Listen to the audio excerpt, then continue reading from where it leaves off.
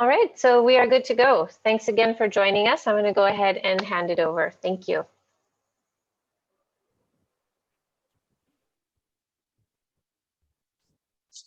Just for me, Jill, or? Okay. Yes, Mahesh. Okay, so good morning, good afternoon, good evening, ladies and gentlemen, depending upon the part of the world that you are in. Normally whenever we finance professionals are asked to speak, we are asked to speak on kind of dry things like balance sheet, quarterly results of the company, internal controls, etc., etc. Never does, I mean, at least in my experience, someone speak to a financial professional about culture, about trust. So actually, I'm very thankful to CFO India for allowing me this opportunity of looking at my journey through a different glass. So when this subject came up and this discussion came up, it actually took me, I started looking at my own journey from the lens of culture, from the lens of trust, etc. So seriously, and CFO India, thank you very much for this opportunity. And thank you all for joining this evening. So let's set the stage for our discussion. Since we are talking of culture, we are talking of trust. Let's talk of, let me take you through my journey. And when I'm looking at my journey, I will look at it purely from a cultural point of view, since we are all focused today on culture. So if you guys still remember traveling from one country to another country, sounds like a distant past. But whenever we would arrive in a new country, we normally had to fill up a form at the immigration. They call it a landing card, immigration card, which asks you your country of birth, your country of nationality. So it happened to me once. I was in Sao Paulo. I had landed in Brazil. I was standing in the immigration queue, and I was filling this form for immigration. And that's when I started looking at my own journey. And it said, country of birth, India, nationality, Singapore, residence, Switzerland. And then I thought, working for a Chinese company. And here I am in Brazil, in Sao Paulo, planning to spend 3 more weeks in this country on an assignment. So that, in short, ladies and gentlemen, is my introduction from a cultural point of view. And that's really my introduction as it goes. Of course, there are a few changes there now. I'm no longer a resident of Switzerland. I'm now back to Singapore. And I'm no longer an employee of a Chinese company. I have set up my own consultancy company. So when I look at my profession or my professional career, it can be actually split in 3 main segments. The first, about 13 to 15 years, was a partner of a large accounting and consulting firm and auditing. So this was more of a service industry, advisory, consulting. And then for about 22 years, I was with different agri-commodity companies, trading companies, and these are global, large companies spread out virtually with offices in every country, every major country in the world, virtually covering all continents except possibly for Antarctica. So these were the kind of, and this was the journey through the various countries. And these countries, then these companies were also owned by various shareholders. Sometimes it was a Swiss owner, sometimes a Chinese owner, sometimes a Hong Kong owner, sometimes European, other Indian owners, of course, let's not forget that. So that's my journey from a culture point of view. Let's now dive deep into accounting and the finance and basically the 3 aspects that we have today: the culture, the trust, and the financial roles. So when we talk of cultures, ladies and gentlemen, I am fully conscious that we have in this room today intercultural professionals. And I'm definitely not going to commit a mistake of preaching to the choir. So I'm not going to be talking about cultures. You guys know about culture better than me. But let me share with you an incident, a real life incident that happened to this friend of mine, or actually a colleague of mine, which kind of underlines the culture as I see it. So this gentleman is an English gentleman living in UK, my colleague of mine. He made his first maiden ever trip to China. This is about 10 years back. So this gentleman lands at one of the major airports in China, and he has to transit to another city in China. He's waiting at the airport early in the morning, 5 o'clock. He parks himself in one of the airport restaurants and wants to order breakfast. And the hostess comes to him and says, "What would you like to have?" And the gentleman says, "Can I have 2 eggs, please, sunny side up?" Now he saw the look on the face of the hostess and he realized that there was some communication gap. So the lady asked him again, "Sorry, sir, what would you like to have?" He said, "2 eggs, sunny side up." He still realized that he was not communicating. So as we all know, in most of the Chinese restaurants, there are menu cards with the pictures of the dishes. So he picks up the menu card, finds an egg there, sunny side up, and said, "This is what I want." There was a smile on both faces. The lady said, "Perfectly, sir, I'll get it." And he said, "I want 2. There was again intrigue on the face of the lady. And she says, "You want 2, sir?" And he said, "Yeah, I want 2. She said, "Sure." This gentleman is waiting for his breakfast.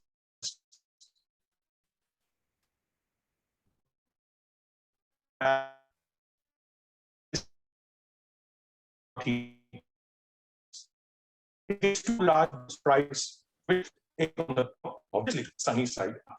Now look at this, ladies and gentlemen. Both of them were talking same language. Both of them were talking English. Both of them were looking at the same picture. And both of them thought that they have communicated. But still, the gentleman wanted the egg, and what he ended up with was fried rice with an egg. That kind of underlines the cultural diversity, the barriers that culture throws up. And then, whilst we are discussing, I would like to just clarify 3 kind of basic things, because I will be referring to them a lot in the course of my discussion. To me, and as I see it, I'm not talking as a culture professional, there are 3 kind of cultures at play in our life, or at least in a profession. One is the home culture. This is the culture in which the person is born, brought up, groomed, etc. So if we were to take my case, my home culture would be India, because I was in India till the age of 44. And I was brought up in that culture. Next is the host culture. The host culture I would refer to as a culture of the place where the person is working. So if I am working in Switzerland, for me, that becomes the host culture. And third is the corporate culture. Now, corporate culture is the culture that every company develops or develops consciously or unconsciously. Some companies develop it consciously, and in some companies, it just evolves. Now, this corporate culture, for example, that's why you find some companies with strict compliance, some companies with loose compliance, some companies rather more practical, finding a practical way around. These are different cultures in different companies, but in large MNCs, they normally try and develop a corporate culture, because when you're operating worldwide in different countries, you need to have one common culture across the organization. So that's as far as the culture goes. Trust, very simple. I will just share with you the dictionary definition. Trust is the belief that somebody/something is good, sincere, honest. But the key words here are, and will not try to harm or trick you. Just being honest, just being honest, etc., sincere is reliability. But if it is a trust, there is a comfort that the person will not harm me or trick me. And that is the kind of comfort that we are going to talk about in a finance professional across the cultures. Now let's move to the finance professional. I hope this is not the impression that you all have of a finance professional. Although, yes, there are finance professionals. This is not the kind of finance professional I am referring to. And when I will be talking of finance professional, I'll be talking of a CFO. I'll be also talking of a chief audit officer, an audit, because these are the two kind of roles which actually I have worked with in most part of my life. So let's talk of finance. Now, when we talk of a CFO is a corporate leader. He's as much a leader of the company as, for example, the CEO, COO, and all the senior leaders of the company who set the vision for the company, who set the roadmap for the company. But why is a CFO different, and the expectations from CFO are different? Primarily because the CFO is in a fiduciary role. And he is fiduciary by just its definition means trustee. And then how can you not have a trust in a trustee? A trustee ceases to be a trustee if there is no trust. A CFO has got multiple stakeholders. His stakeholders are the board of the company, the shareholders of the company, the regulatory authorities, the stock exchanges, the government, and all look forward to him to provide true, fair, clear status of the financial health of the company. And besides this, his stakeholders are also his peers, the team that he is leading, because these are all the people who look up to a CFO for direction. CFO is also a counselor to the company, to the CEO, to the board. Generally, he is the residuary, everything. He's a residuary goalkeeper. Everything that falls anywhere else falls in his lap. Be it risk management, be it compliance, etc. I'm not necessarily talking of large global organizations. I'm talking in the medium-sized companies and small-sized companies. Definitely, CFO is the go-to person for all such things. So he's an advisor to the company.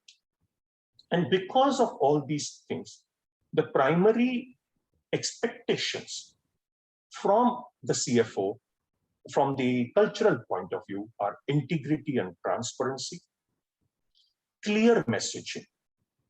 Clear messaging is being clear to the person who is receiving it, not necessarily clear to the gentleman who's mentioning it. Not about being clear to CFO. Therefore, messaging has to be in the language that is clearly understood. If that is not the case, he will end up again with a fried rice and an egg on top of it. So because of all these reasons, the CFO is like a proverbial Caesar's wife, who not only has to be honest, or who does not only has to be, but has to be seen as honest. He has to be above any kind of suspicion. Because of all these roles, somehow, the CFO develops a kind of a constructive skepticism. Constructive skepticism or professional skepticism is a tool of trade for we finance professionals. Because we are supposed to be advising, because we are supposed to be looking at the risks, etc. Normally, everything is looked upon with some constructive skepticism. And therefore, sometimes you guys have some experience of feeling that there's mistrust from the finance in me. That is never the question of mistrust. It's the question of sometimes the the constructive skepticism at play. Having seen that, let's move to the subject as a whole. Now we've seen culture, we've seen what's trust, we've seen what's a finance professional, and let's look at what are the challenges that a finance professional faces when moving from one culture to another. Primary, I think there are three main challenges that the person faces. First is the baggage of culture. Now, why am I calling it baggage? I'm calling it baggage because a person carries the culture with him, the culture in which the person is born and brought up in, the home culture, let's face it. So the person is shaped by the home culture. And again, if a person like me who has lived in the home culture for 44 years, that becomes my second culture or my second nature. Let me give you an example. I was in India and I was basically in India, what happens is, and I'm talking of 90s, you see, we all know that in India, hospitality, warmth of hospitality is given. So when you are entertaining, let's say your auditor, or even if you are entertaining a customer, even if a customer is the person who is going to make a decision of buying from you, the thought never comes to your mind, at least not surely in 90s, that I'm trying to bribe the person. I'm trying to bring in corruption here. Good old days, you're taking your auditor out for a meal, you want it a warm, to extend your warm hospitality, and you want him to have a good meal. And that's the culture I was born and brought up in. There were no kind of restrictions as to what is the limit for which you have to pay or how much you can, of course, when I'm saying all this, it is all within the limit of reasonability. I'm not talking of extravagant meals, etc. But that's the kind of culture I was born up with. But when I moved to Switzerland, for example, in Switzerland, now talking of the host culture, more than that, I'm talking of the corporate culture. In Switzerland, for example, there were clear rules. First of all, if you are entertaining a person who can make a decision on a trade with you or buying from you, try and avoid entertainment because it could tantamount to corruption. Even today, it's a norm. Every company has that policy. If you are taking out a person, my limit was, in the good old days, 25 francs per meal. Now, in 25 francs per meal, you can't even get a decent bottle of wine, just a decent one, and the meal. So when I wanted to entertain, for example, I had landed there, I wanted to entertain my auditor. My home culture or the baggage of my culture said I have to be a good host. But my corporate culture said the limit is $25 up to which I can spend. Now, I was in a role where I was a CFO. I was in a role where I had to enforce the policy. I was in a role where I had to be seen as an example for others. And therefore, I had to suppress the home culture, not only from the point of view of being a good or bad host, but I had to set an example of being compliant with my company's policies. And I had to follow that policies. So that's when I met my auditor and I said, hey, I'm sorry, it has to no wine today because we are bound by this rule. And the other gentleman says, absolutely right, Mahesh. So am I bound by my rules. And good that we are not having any wine, etc. And I fully understand where you're coming from. So this is, again, where the person has to cast off the baggage of a home culture and get acclimatized to, say, a host culture or to the corporate culture. I'll give you another example, or another issue of culture, and that is perception. Now, all of us, let's say we think of a person from China, a person from India, a person from Americas. We immediately form some kind of perception of the person about his behavior, his culture, his or her behavior, his or her culture. Now, this perception is coming from our own experiences.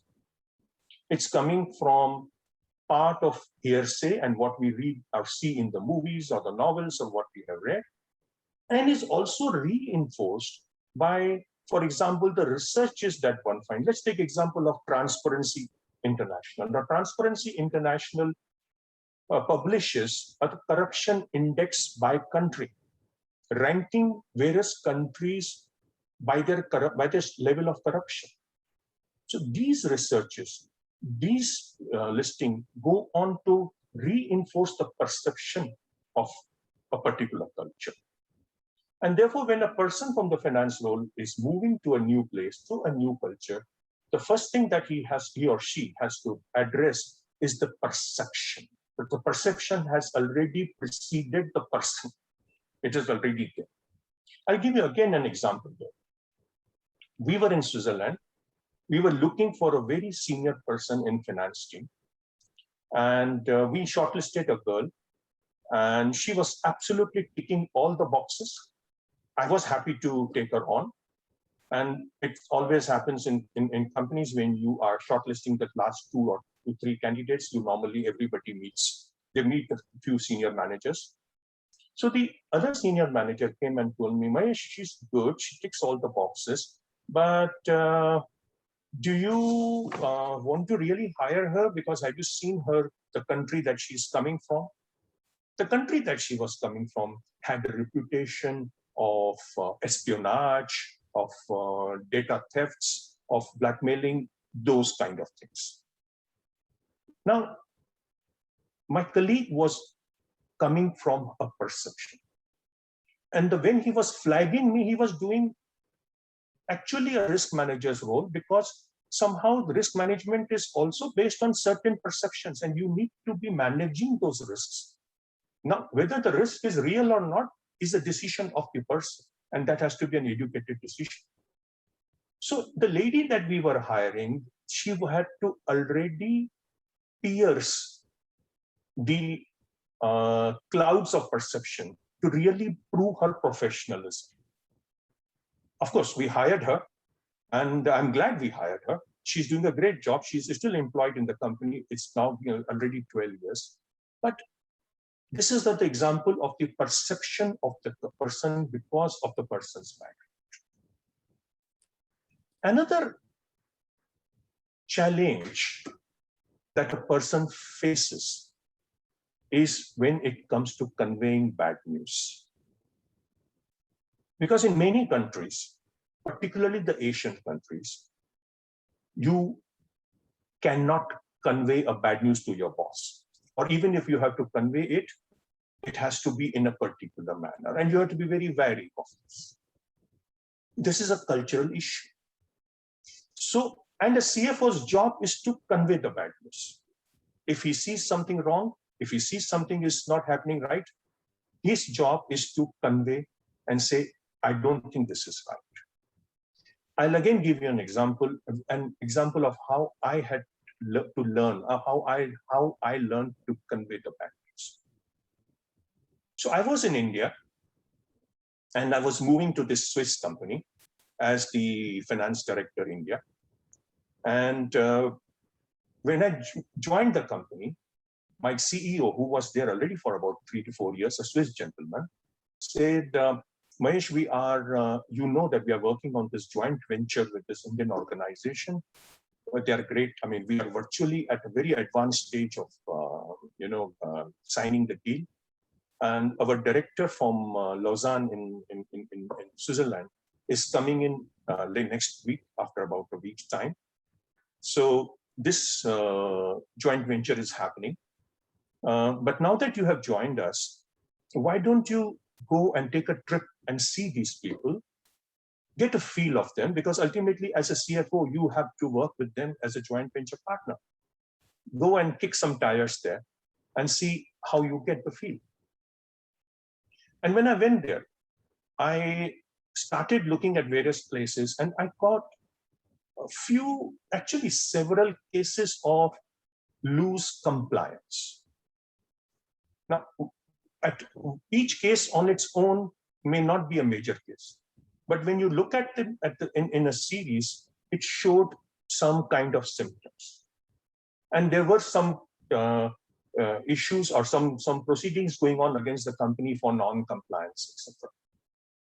So when I was coming back from that location, by the time I had spent already 5 days there, I was coming back. In 2 days, the director from Lausanne was arriving to basically solemnize the joint venture. And I had to convey the news to my boss, who was already kind of mentally married to this whole idea.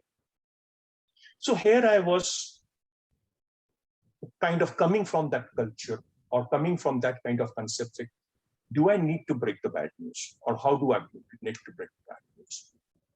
So when I was sitting with my CEO, my Swiss CEO, instead of conveying the bad news, I was conveying the facts. I said, these are the positive things, and these are the negative things, or these are the risks, etc. And I was harping or dwelling on that. I'm talking of good 30 years back.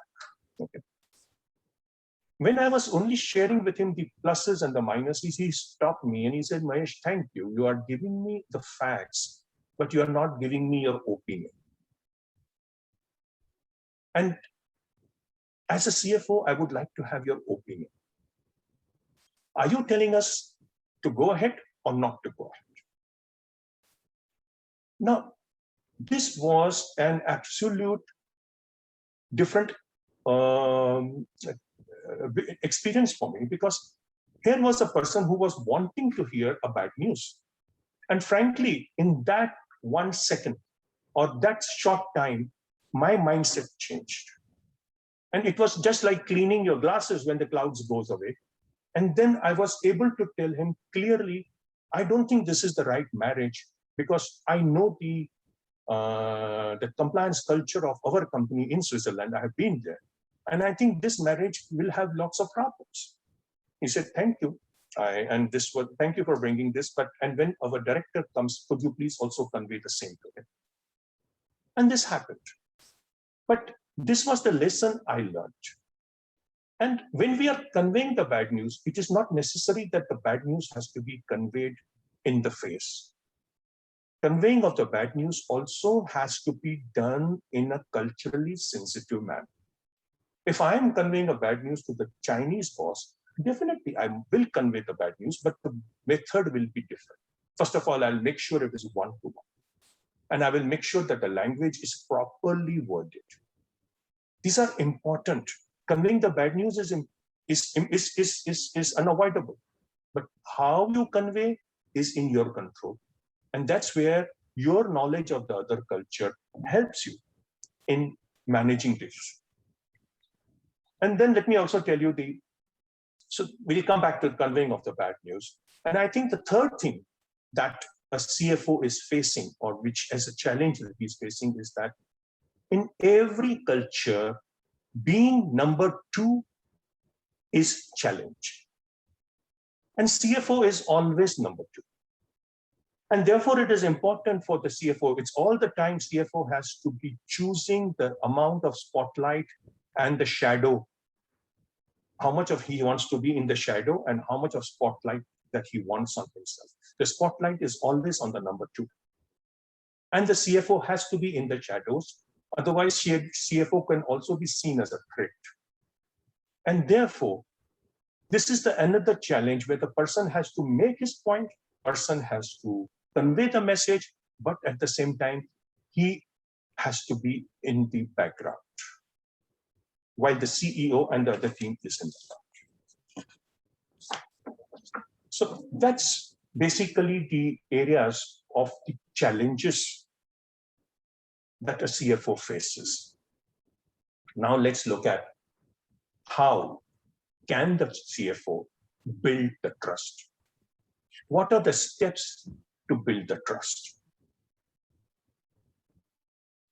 When we're talking of building the trust, it is important to understand that difference between being trusted and being trustworthy. To be trusted, the person has to be trustworthy first.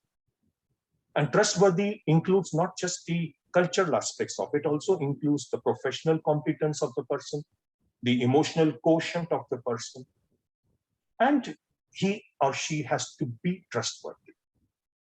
If the person is not trustworthy and is trying to win the trust, it is deception. It is putting on an act. And I'm not suggesting a person puts on an act. Therefore, what we are assuming for our discussion is that the person is primarily trustworthy, and then how the person can pierce the clouds of cultural barriers and allow the professional in him to shine. That's what we are looking at. And the first step there would be to have a clear understanding of the culture of the other person. Sometimes you can actually use the cultural understanding to gain the trust. And definitely to avoid any misunderstandings here. The better you know the other person's culture, the better will be the communication of your message. Let me give you here an example. And I'm sharing with you all my real life experiences and how it have helped me in crossing the barriers of the culture. So I won't give you many details here, but there was this M&A transaction happening. We had already bought a plant. It was a huge plant, and we're talking here of multi-million dollars acquisition. And the money was paid, and we were to go to that country to take the possession of the plant. Now, I'm purposely not telling you the name of the country because this can happen anywhere. It can happen in West, it can happen in India, it can happen in China, it can happen in Europe. These things can happen anywhere in a different scale. And therefore, I don't want to color the whole thing by giving you the name of the country. So me and my colleague, I was that time a regional CFO in Singapore, and my regional CEO, who was a European gentleman. So two of us took the flight, we landed there, and the money had already been remitted. And as per the agreement, the possession was to come to us as soon as we produced the SWIFT copy demonstrating the transfer of funds. So we reached there, we had celebratory lunch, etc., etc. And then when the time came to give us the possession, the gentleman said, no, everything is fine, but my partner feels that, it will be safe for us to give the possession to you only after the funds have been credited to our account. Now, this was clearly not as per the agreement.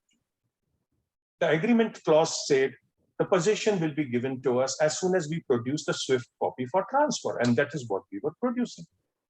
We tried to talk through them, but it didn't go through, and all of a sudden it was getting very heated. And my European colleague immediately brought out the agreement, showed him the copy, said, read here, this is the word here. And the guy said, yeah, I understand. I'm not going back on this, but I would be more comfortable, or my partners will be more comfortable. Now, in all this heat, the issue was, how do we solve the problem? And that's when, knowing a bit about the culture of this country, I asked my colleague if I can have a one-to-one chat privately with the vendor. And this private was necessary. So I took him across and I said, what are you doing? I have been working with you personally for last 1.5 years on this transaction. Everything is going fine. Now, when we are coming here, you know what? You will lose the face. And if you do this, yes, I have no option. I can't be going to police and I can't be doing all this. But I can still walk back. But when I walk back, I'll be walking with a bad taste in my mouth. And who will I think of? I will think of you having let us down. Do you want to let us down when the money has been remitted, everything has been done? What kind of comfort? And in some cultures, the face is important. The self-respect is important. The gentleman said, give me 5 minutes. He went inside, he spoke to his partners, and he came back and said, look, I have been able to convince them, but I have given them my personal guarantee. Now, the guy was willing to give a personal guarantee, but in order to salvage the situation. And he said, I have given them my personal guarantee. I trust you. Here is the position. So there are times when possibly the written word or etc. may not be of, and there are times and there are places, okay, where the written word may not be as effective as an interpersonal discussion or an inter kind of talking of the face, talking of the trust. So therefore, the better, the more you know about the culture of the other person and what is important in that culture, the better will one be able to gain the trust and also to manage the situation. And another thing when we're talking of gaining trust is, don't plan to just gain the trust of your superiors. You have to gain the trust of the organization. You have to gain the trust of your team, of your peers, of your colleagues. Gaining the trust of your superiors at the cost of as the cost of losing the trust of your peers or your team is not the long-term solution, and it ultimately will lead to a disaster.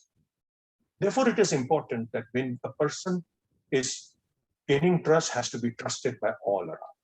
Let me again give you an example here. I was a part of this company where I was working for India, and the Swiss company had sold the business to a Hong Kong-based company, and the Hong Kong-based company acquired the Asia Pacific business.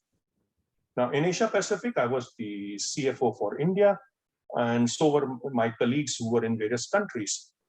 So our new CFO, the new group CFO who had acquired the business, organized a meeting with 5 of us, and we all went to Hong Kong.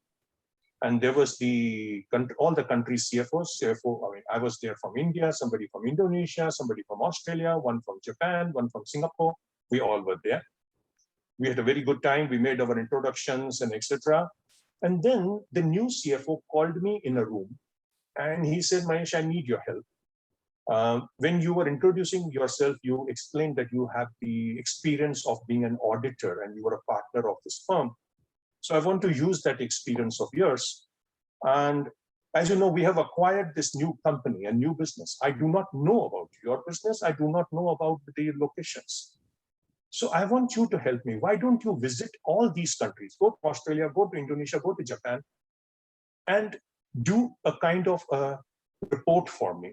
Look at them, do a kind of due diligence and tell me how are their trade flows, what is the business, what are their strengths and what are the weaknesses. Now, the countries that I was going to, they were all my peers.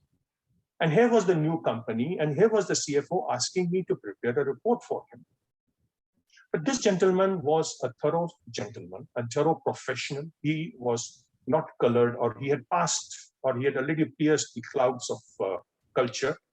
But I was facing a different cloud here because I had to then buy the trust. I needed the buy-in of my colleagues in Japan and Indonesia, in Australia.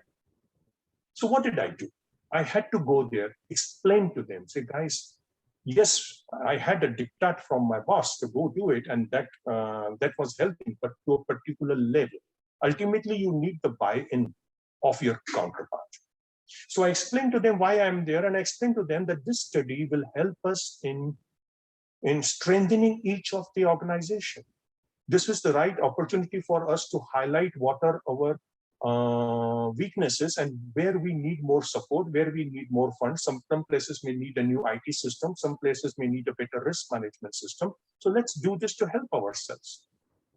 And also, when the report is being made, it has to be a purely constructive and very, very objective report.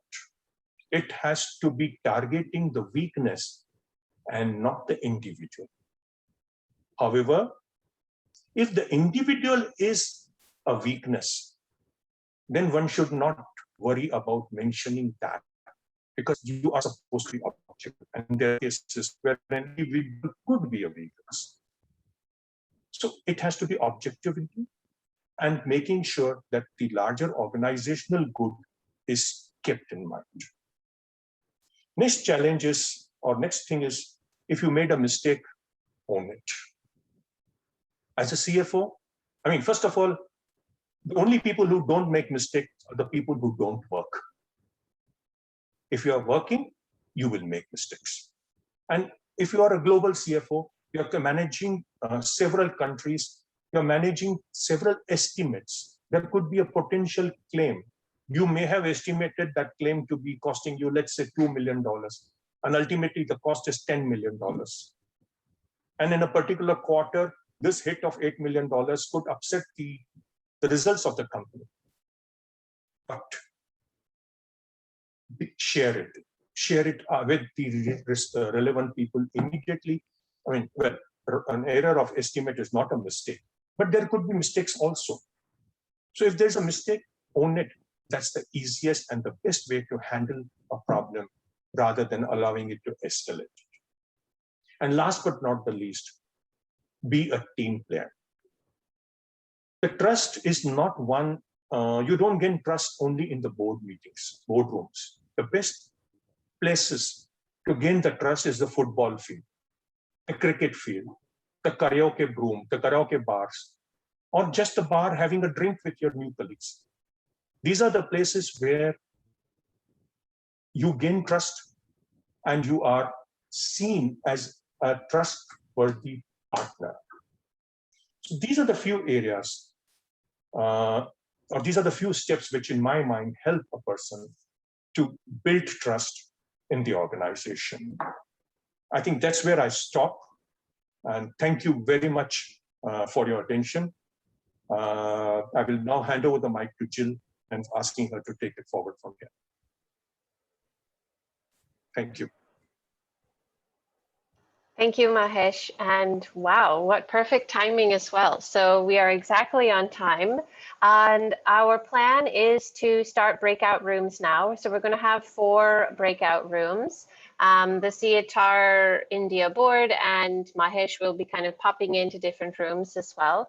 I'm going to go ahead and give the instructions in the chat box. So let me just share a file with everyone with the instructions.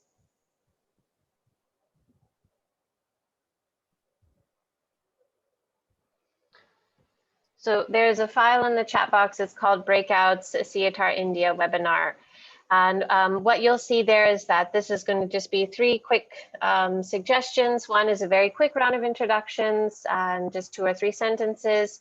The majority of the time we would request that you spend having an open discussion and sharing your experiences when it comes to finance situations. When have you had experiences when trust was broken?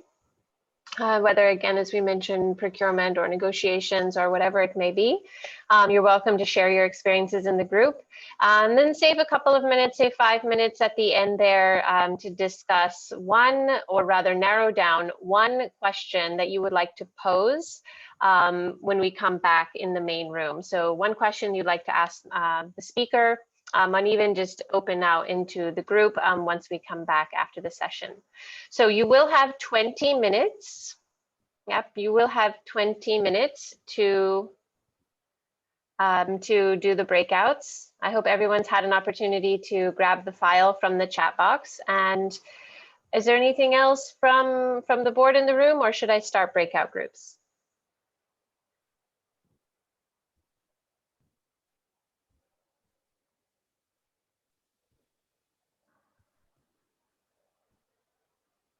All right, so I think that we're good to go.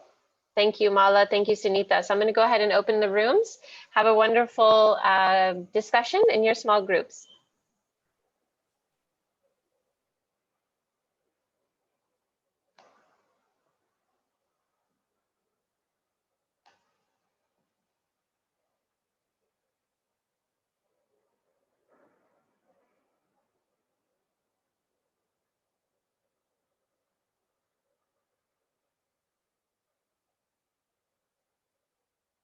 And Mahesh, I've assigned you to room number 4. You're welcome to join if you like.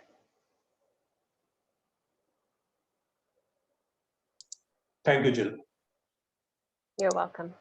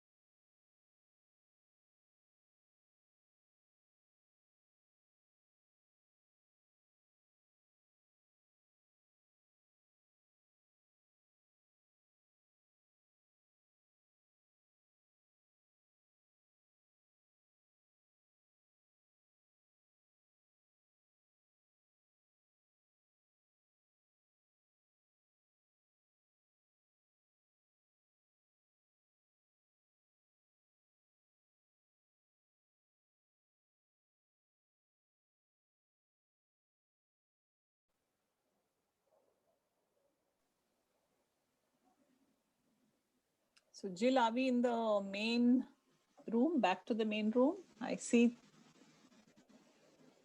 Yes. Okay, great. So it seems like our group got done first. No, in fact, I just closed the rooms, about 45 seconds remaining. So you're right on time. Great.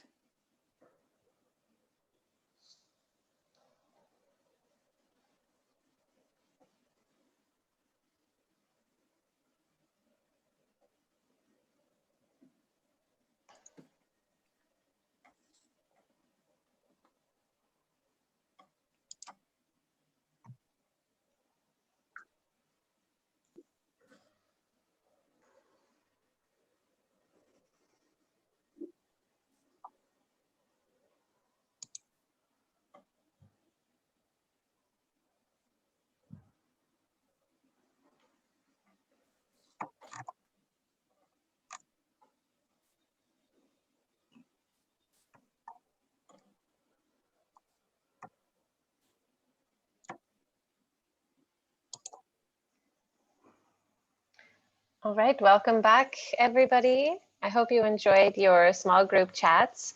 And now we have about 15 to 20 minutes to take some of those burning questions, pressing questions, the ones that you discussed right there at the end. So I'm very happy to just open up the room, hand it over to you. If there's any group that would like to go first, you're welcome to pose your question to Mahesh. Mita, I have put our question in the group chat. So for Mahesh, and Mita, maybe you would like to give it some more background. Yeah. Thank you. Mahesh, I really enjoyed your talk and I could relate to almost everything you said. Everything resonated. I have been working with the Dutch for about 8 to 10 years. And then suddenly the Finns come into the picture. The management style of both the countries are very different.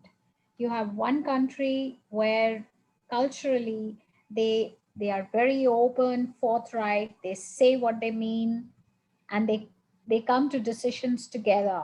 It's very democratic process in the Netherlands, where the organizational culture actually promotes people to speak very freely and speak their mind. Whereas the Finns are, I find them closer to how we Indians function. Face saving is very critical. They could have made a huge blunder and they would be paying through their nose for it, but they will not acknowledge that they have made a mistake. Now, when I started working with these very different methods of working, I realized that for any organization which has, we are a global organization. We have offices starting from Shanghai to all, to across the globe in America and Australia, Middle East, everywhere. And I realized that trust, as you say, is embedded in the culture. But uh, if we have to culturally, sort of understand and be accepting, it has to be a two-way traffic. So let's say if uh, the ruling, it's right now a partnership between the duchies and the Finns, and the Finns are leading as far as the management is concerned. So how would we create trust in a culture uh, where the Finns, in this case, who are actually leading the company, they want everyone to become like Finns, behave like Finns? How does one create trust in that sort of an environment? Because I feel cultural adaptability is something which is a two-way traffic. No, I thank you, Meeta.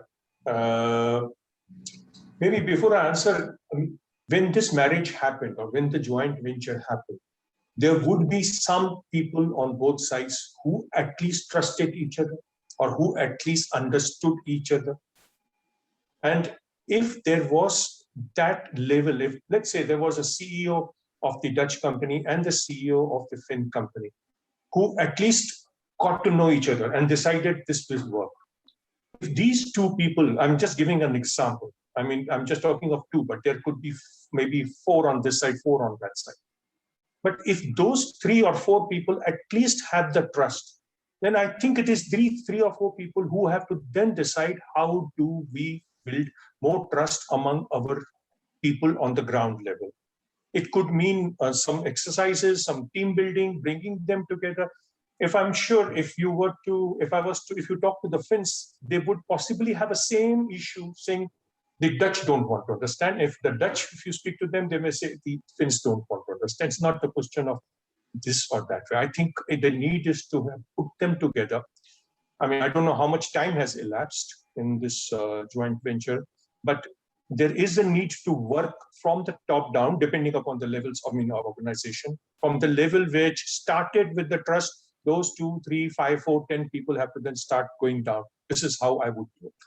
And start bringing those people together. And those have to be the leaders. Those people have to be seen and acting in that manner and understanding on the basic. There's also a need for a basic agreement saying, this way, this is how we will do. I mean, this will not change. And if those minimum common program is agreed and adhered to, and from there it can start growing much more. And it has to ultimately, for the JV to succeed, it has to be on the shop floor level. Ultimately, that's where you need to reach. But it will take a lot more of work and effort right from top down. This is how I would approach it. I agree with you, except that in the last 3 years, ever since the Finns have taken over the Dutch, what I have noticed is that gradually from the management, which had one Dutchman and 2 Finns, the Dutchman was finally, he gave up and he said, I'm moving out because I cannot deal with this. And after that happened, now gradually what we see in the company, that the Finns want to take over everywhere. And that has created a certain amount of fear and distrust in the employees. And that I'm just a little cog in the wheel because I'm just heading operations in India of one of their units. And then I think, but I can talk, I can be an influencer in a very subtle way, but unless and until there is management will, I don't think things change correct? Exactly. And that's when I was talking of the management will, which are those 4 or 5 people who decided that we work, and those people have to then set an example. And that there could be possibly other undercurrents. There could be a power play there. There could be somebody trying to buy over someone, God knows. So that management decision has to be first there, that are we here to make this work? Or is it a power play somewhere and somebody is trying to usurp somebody? So, but if there is an agreement of mind at a particular level and those people are aligned, then it has to work from there. So Mithun has raised his hand. Mithun, is there something you want to add to this? Yes. Hello, everybody, and thanks, Mahesh, for this wonderful presentation. I just wanted to add that on the same lines, we had a lot of discussion about corruption, and what is the definition of cheating in different countries and in different cultures, and talked about one of the recommendations that came out is a book called Money Land. So I'm definitely going to read it. And for me, the trust is a complete journey. So you have different levels of trust, and you have to know from which level of trust you are going to start and where you are going to go. So when you are in a neutral level of it's you are like more indifferent, and you are kind of neutral. And when you are in a trusting relationship, it's more you are something between supportive, mutually cooperative, and you are more thinking about a win-win. And when it goes to the other extreme, the distrusting relationship, you are more adversarial, you are competitive, you are thinking about win-lose. So between this zone of trust and the distrust, you have this zone of suspicion where you have the caution, you are reluctant to cooperate, you are committing very little, and you are having the anxiety. So all that you said, Mita, it's so true. And I have one book to recommend to everyone on the trust. It's called The Decision to Trust: How Leaders Create High Trust Organizations by Robert Hurley. And Could you put it up in the chat? I will share it in the chat. And I think my personal experience is the rule of reciprocity in human beings is very, very universal. So if you start with trusting others, actually it kind of invites others to trust you. For example, I was invited by someone, a friend, and in Munich, and for some reason he was unable to pick me up, but made sure that the keys were in the post box, so I could go from the airport to the apartment, and I had the keys somewhere at the specific place, and I could stay the whole evening, and they came the next morning, and then we had breakfast together. And for me, it's like, and he just met me at a wedding of his wife, of his brother-in-law, and just meeting me once at the wedding, and after that, trusting me with the apartment and helping me out. I think that was a clear idea of inviting others to trust you, and I think that's the way you can subtly influence others. Over to you. No, thanks. Mahesh, our group had a request if you could share stories around negotiation, your personal experience, and both building trust and any examples of where trust was broken. No, sure. Bindu, if you would like to add anything to that, please go ahead. I just put it down in the interest of time. Thank you so much.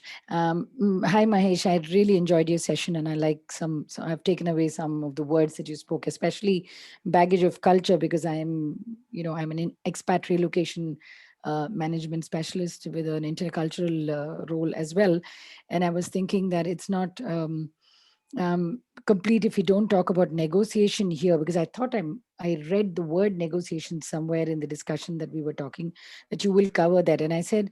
It just so happens that when we are, about to sign deals for RFPs after we meet at conferences, network, and come back, and we've established an equation, and we start filling in the RFP, and then the deal is all about to be signed, and then they say that the perception there again from other cultures, typically Western cultures especially, is that okay, after almost at the end of the contract, or just when we are about to sign the deal, or after we sign the deal even, that's where negotiation begins for Indians.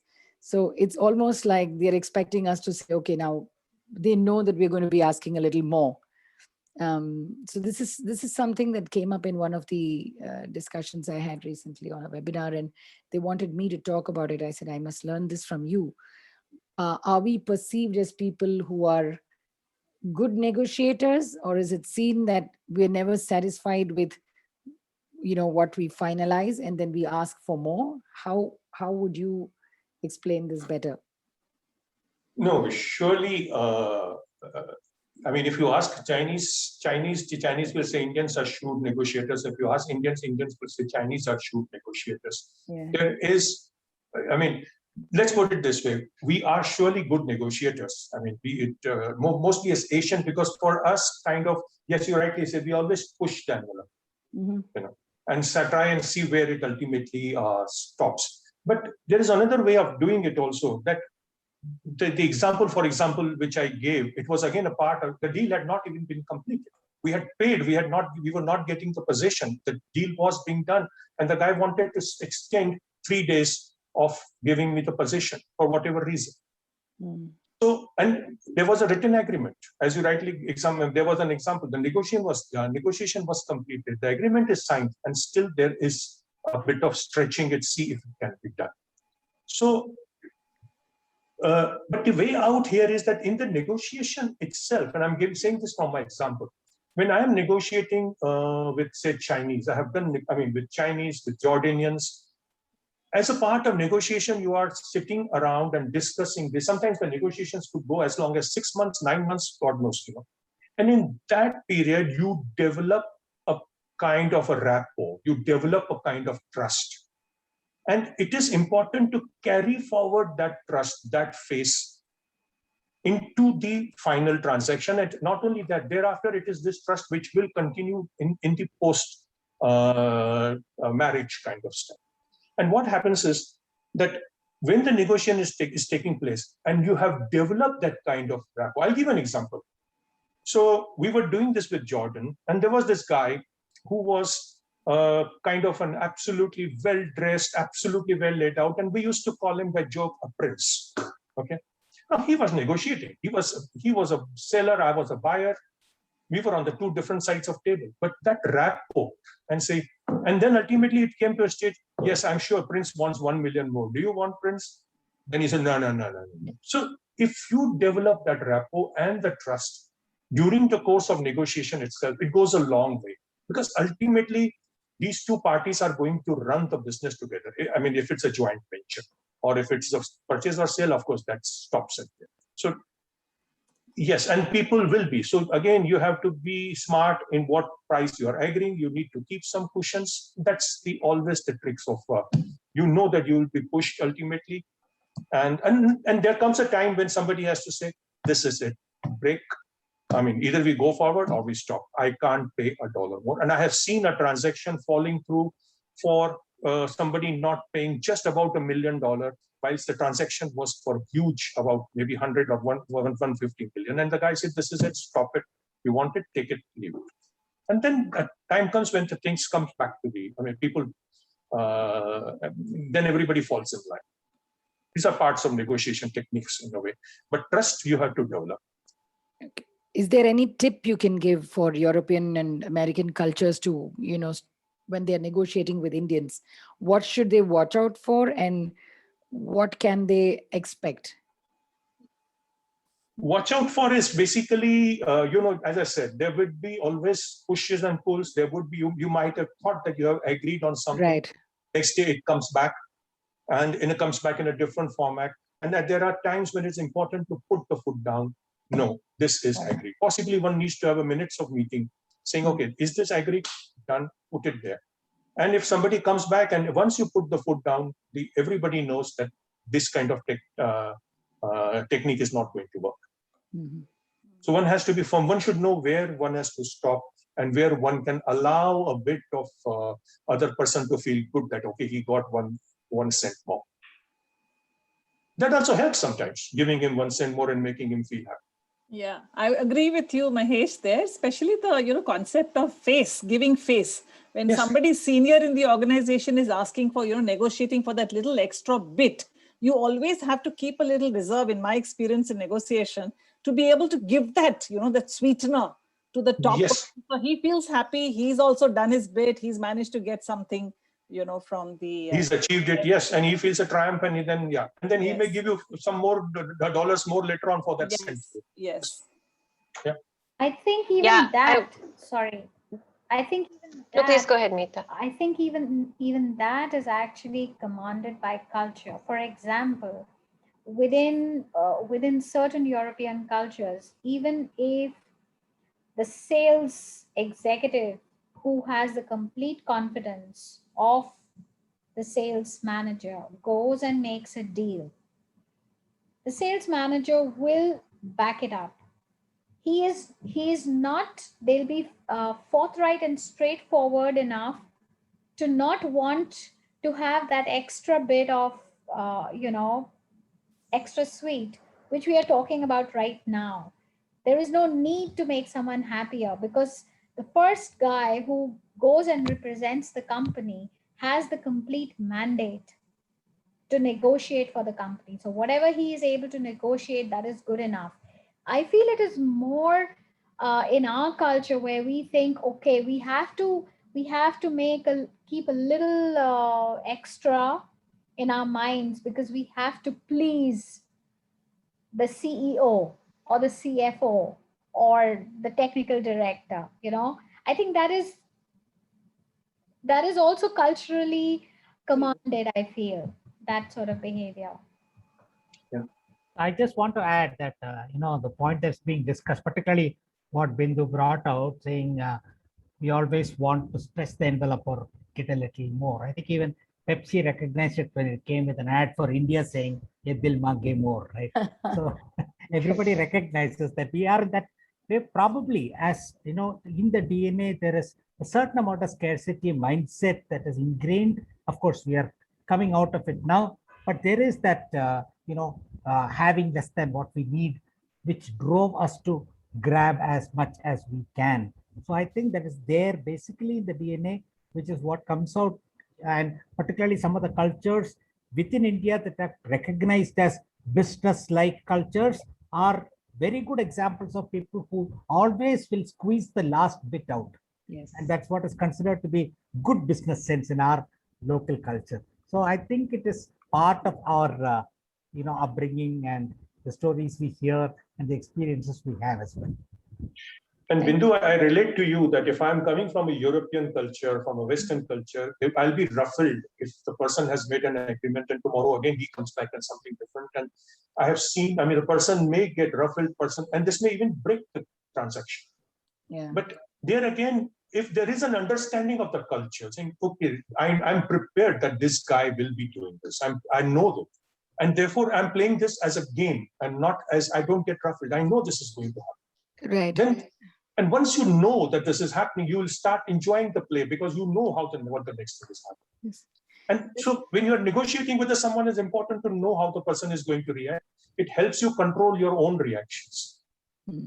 And also to get the better of that.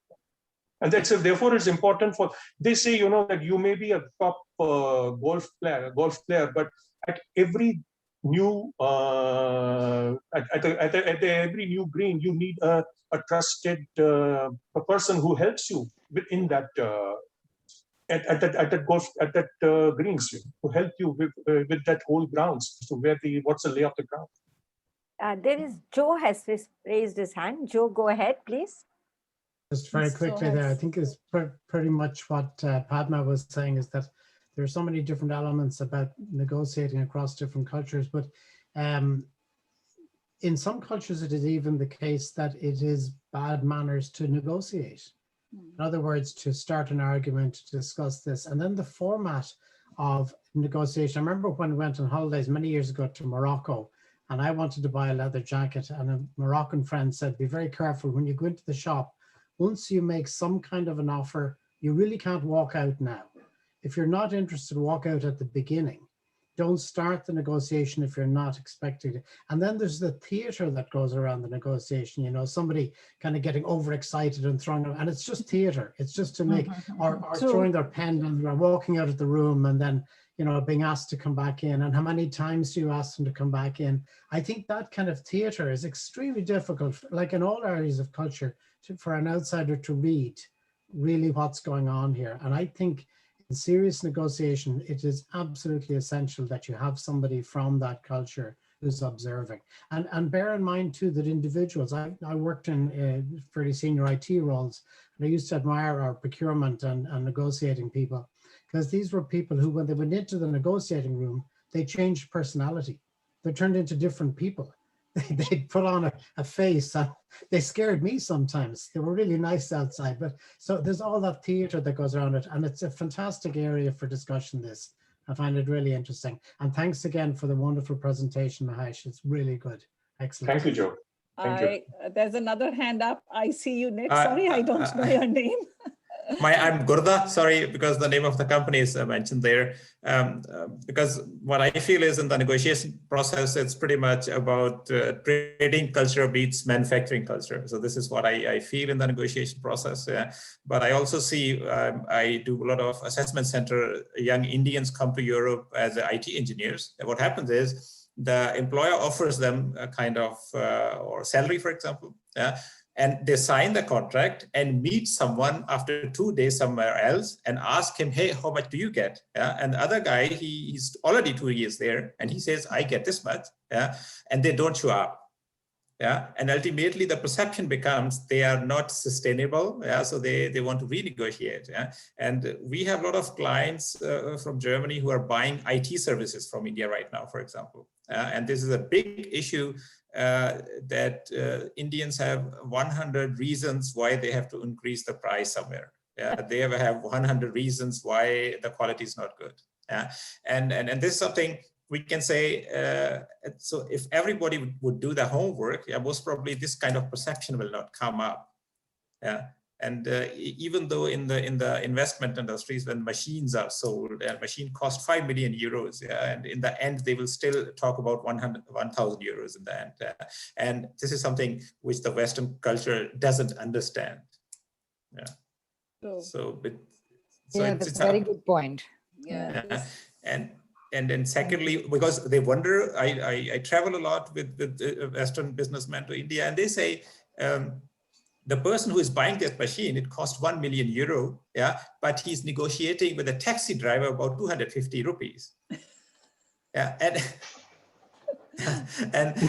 this is the concept which they never understand it. And they say, hey, we had a dinner for 10,000 rupees inside for 4 people.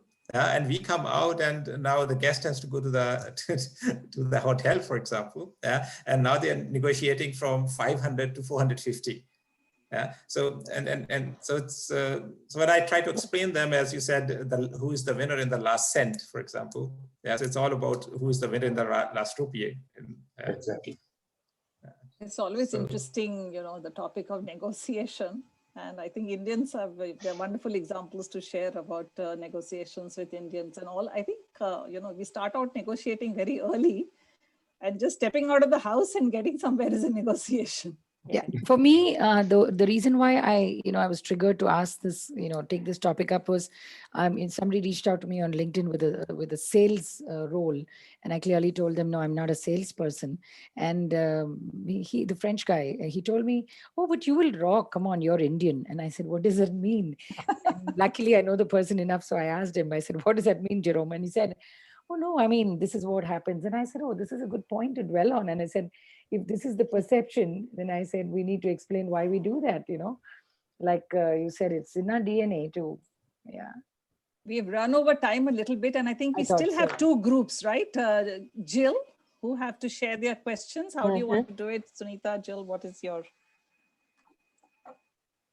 Maybe we have time for one more if somebody would like to volunteer. Can I talk about my group's question? Go ahead, Padma. Yes, please. So I'll give a maybe a half a minute context. Basically, it's a group of people providing shared services to global centers, and the billing was supposed to be on an hourly basis.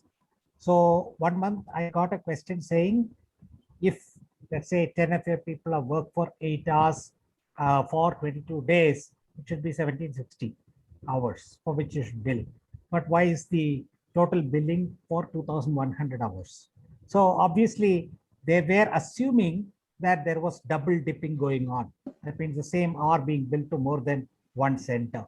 So when the question came, of course, I gave the immediate response saying, my team doesn't do that. Let me just check out and come back to you since you have raised this.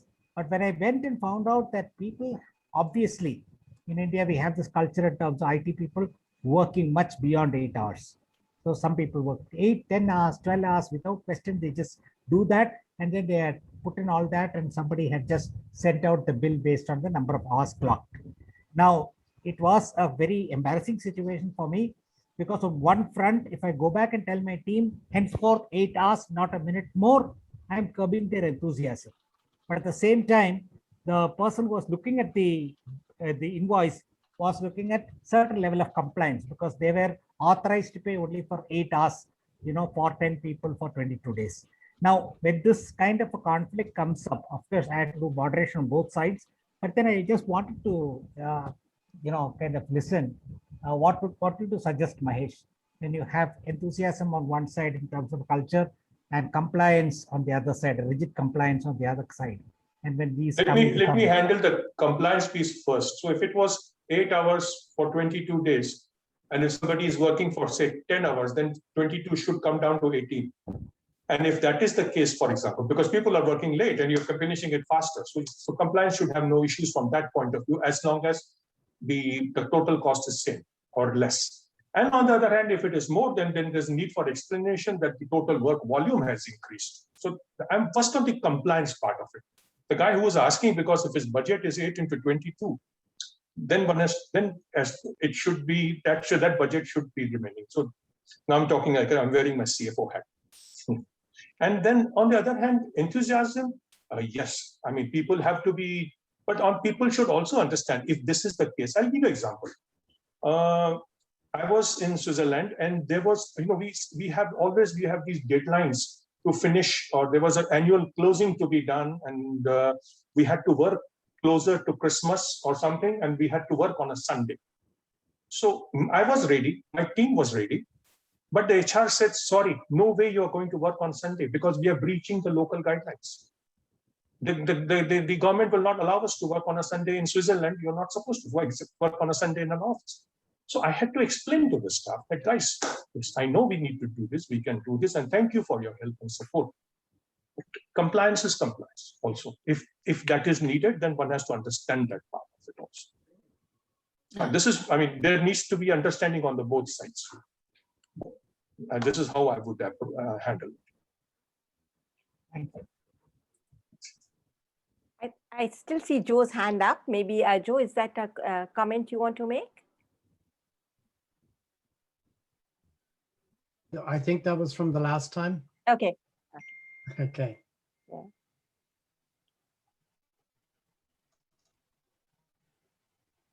Mala, you're on mute. Sorry, I put myself on mute. I said, I think we could wrap up for the evening. There don't seem to be any more questions. I know this is a topic that we could probably, speak for another half an hour, and would like to get Mahesh's, experiences and insights. Finance and trust is really a wonderful, what should I say, ground to discuss culture, or the other way around. So Jill has shared a feedback form, and I know a few people have already left before, without the feedback. Maybe we can get it to them, but we'd really like you all to please give us your feedback on this link. And Mahesh, thank you so much. This was a really wonderful session of sharing examples and personal stories. And you've given us a lot to think about and a lot to learn, and the wonderful discussion we have had around it. So thank you all the participants. You've been great in contributing to the discussion. So have a good night and good day or good evening.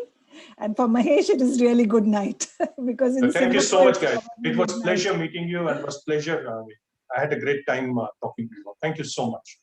Thank you. Thank you, Mahesh. Thank you, everyone. Thank you. Bye.